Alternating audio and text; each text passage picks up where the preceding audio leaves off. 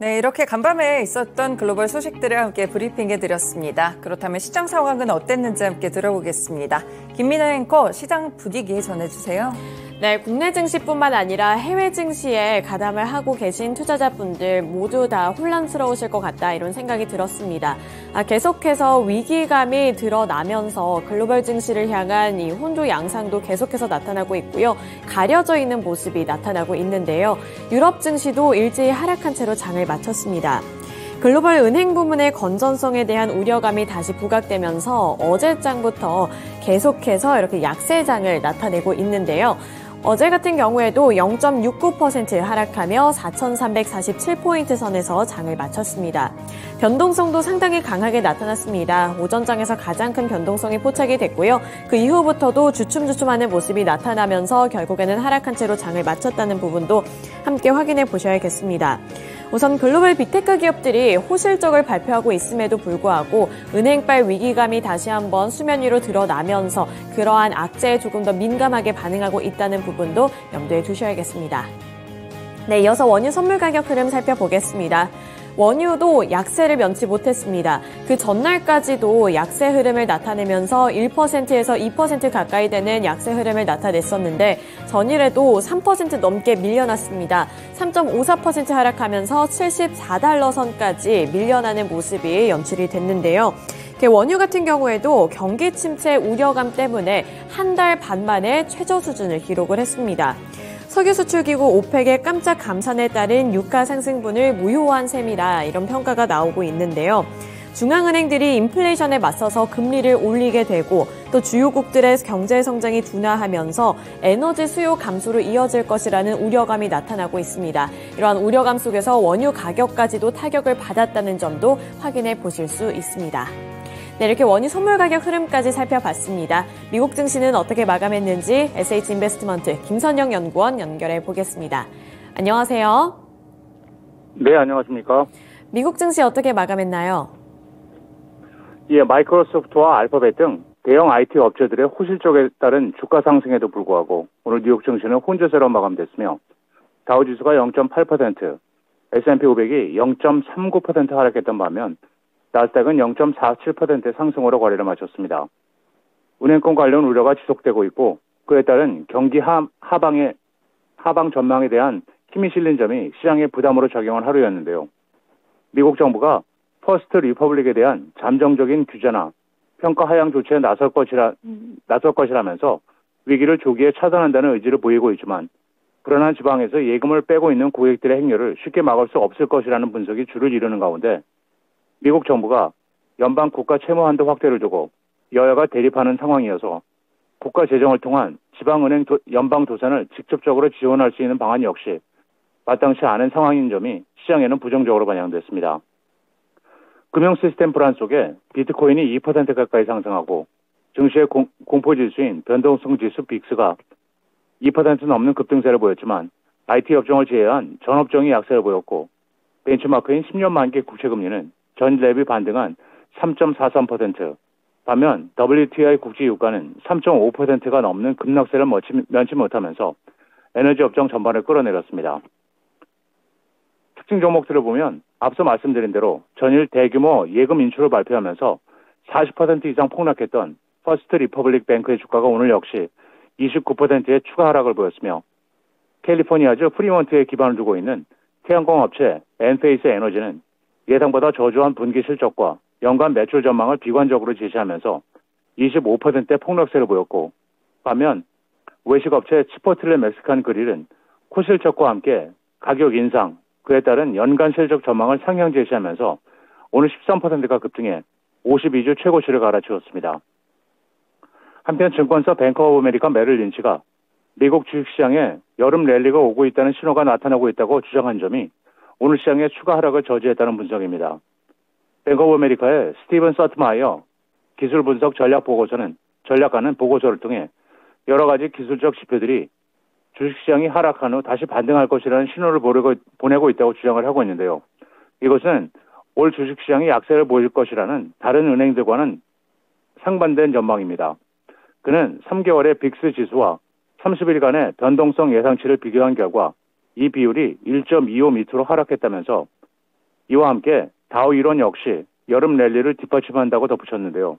다우 이론은 다우 존스의 산업평균 지수의 일부 섹터가 전고점을 웃돌게 되면 시장 전체가 오르게 된다는 이론으로 그는 지난해 12월부터 3월까지 운송과 산업 섹터의 다이버전스와 다우 운송과 다우 산업지수의 200일 이동 평균선의 상승이 주식시장이 5월에 하락한 후 여름에 랠리를 보일 것이라는 기술적인 배경을 제공한다고 설명하면서 올 여름 미국 시장이 약 5%가량 상승할 것으로 추정하면서 S&P 500 지수가 전고점인 4,195에서 4,325선을 웃돌 것으로 예측하고 있습니다.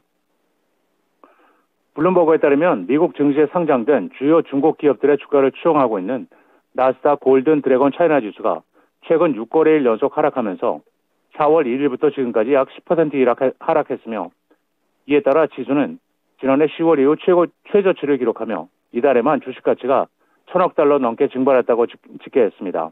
블룸버그는 중국의 소비 반등이 예상보다 빠른 경제활동 회복을 견인하고 있음에도 불구하고 많은 투자자들은 중국 주식에 대한 긍정적인 시각을 포기한 상태라면서 투자자들이 미국과 중국의 긴장관계 고조로 인해 중국 주식에 대한 비중을 줄이고 있다고 전했습니다.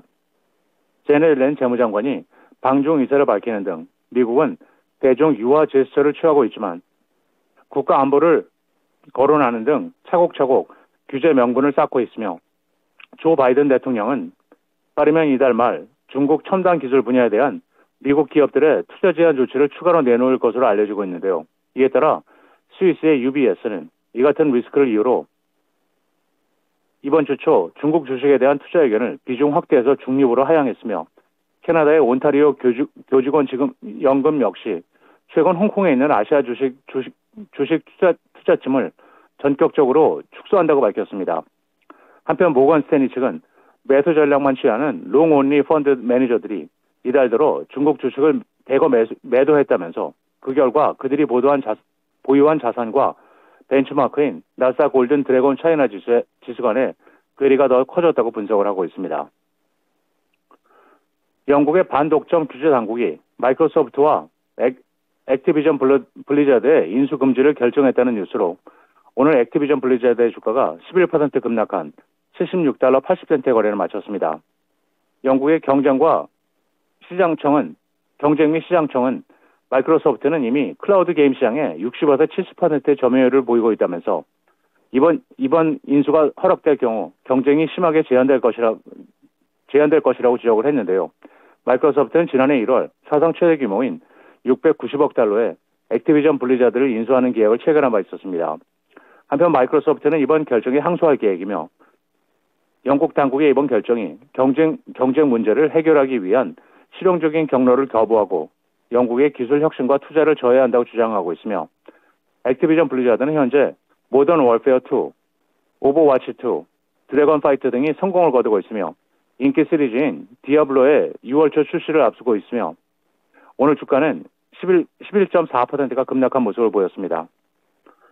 마지막으로 내일은 다우지수의 구성 종목인 엠젠, 캐터필러, 인텔, 허니웰, 머크 등을 시장으로 아마존.com, 브리스톨 마이어스, 일라이 릴리, 컴캐스트, 퍼스트 솔라, 할리 데이비슨, 핀트레스트, T모빌 US, 웨스턴 디지털, 발레로 에너지, 스냅잉크, US 스틸, 마스터카드, 몬델레이스 인터내셔널, 허쉬 푸즈, 인터내셔널 페이퍼,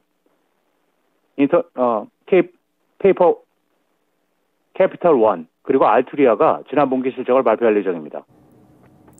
네, 마이크로소프트, 알파벳에 이어서 메타까지 호실적을 기록하며 빅테크 기업들이 연이어서 어닝 서프라이즈를 기록을 하고 있지만 미국 증시도 타격을 받고 있다는 부분까지 체크해 보셔야겠습니다. 오늘 말씀 고맙습니다. 네, 감사합니다.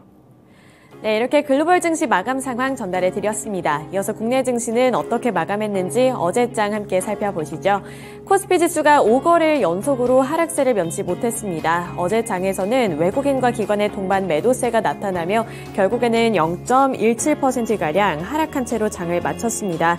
0.17% 하락한 2,484포인트 선까지 밀려나는 모습이었는데요. 그래도 최근에 낙폭을 키웠던 것에 비해서는 0.17%로 소폭으로 조정을 받았다고 볼 수가 있습니다. 업종별로 더 면밀하게 살펴보겠습니다. 우선 어제 시장에서 빼놓을 수 없었던 섹터가 바로 반도체 섹터인데요.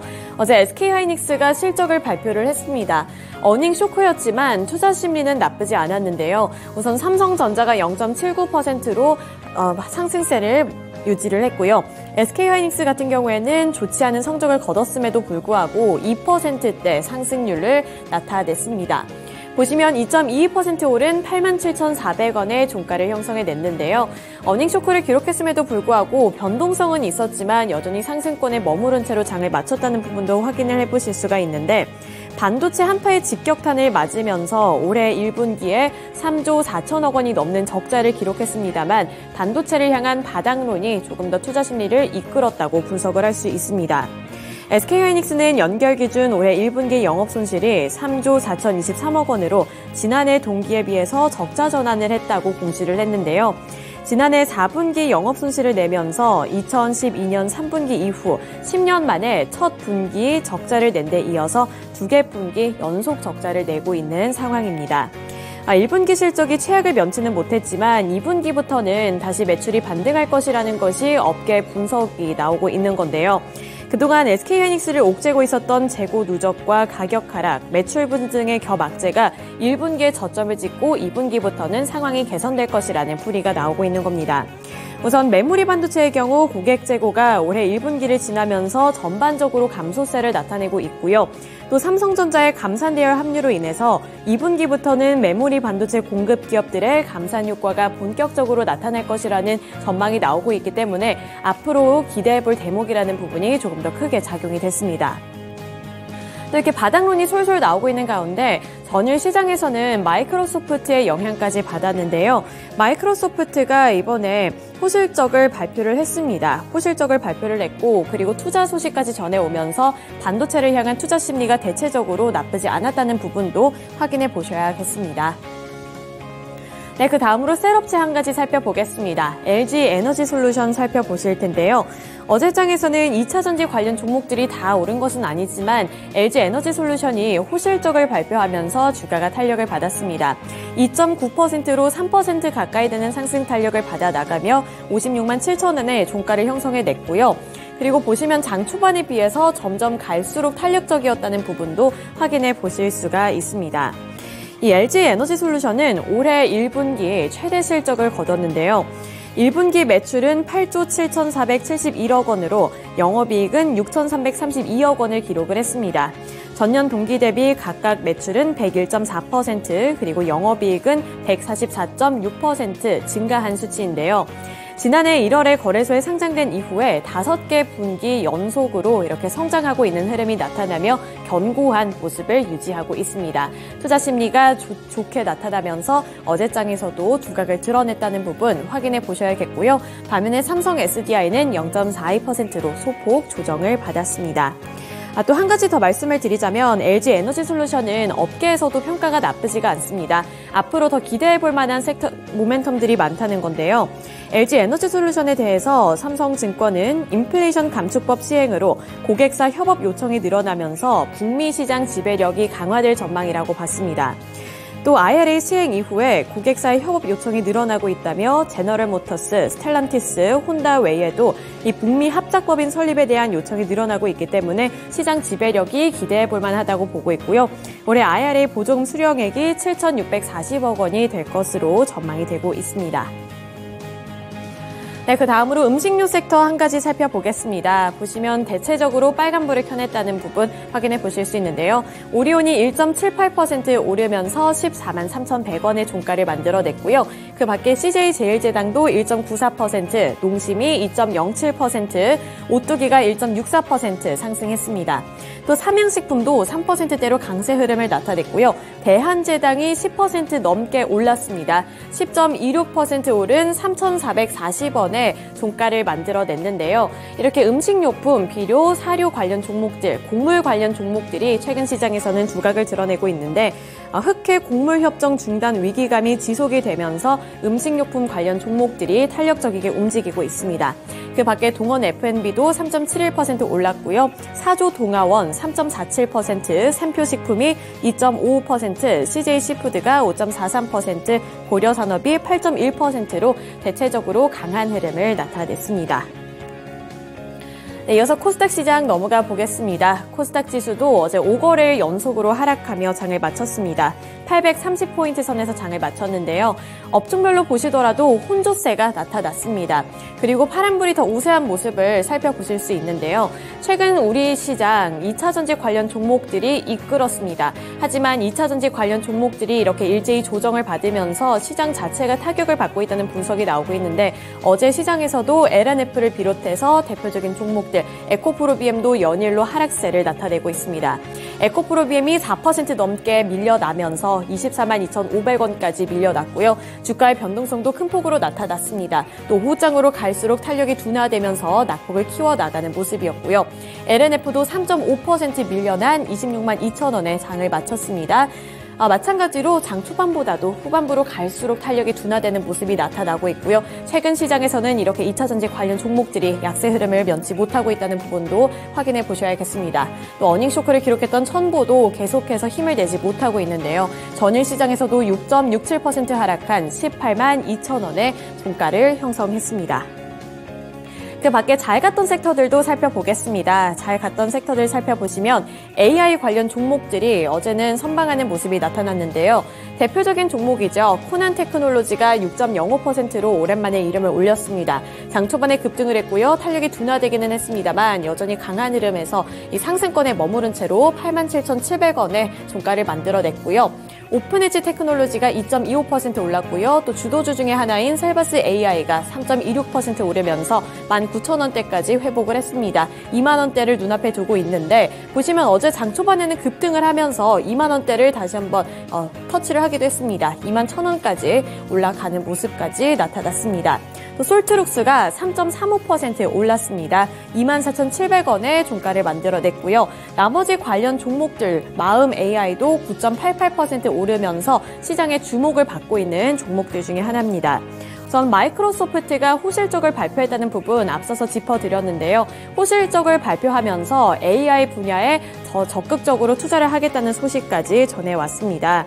이 챗 GPT 탑재 이후에 성과도 공개를 했는데 이 성과가 나쁘지 않았기 때문인데요. 가장 강력한 AI 인프라를 갖추고 있다며 챗 GPT 도입 이후 모바일 검색 엔진인 빙 앱 다운로드 수는 4배 증가했고 하루 이용자도 1억 명을 넘어섰다고 밝혔습니다.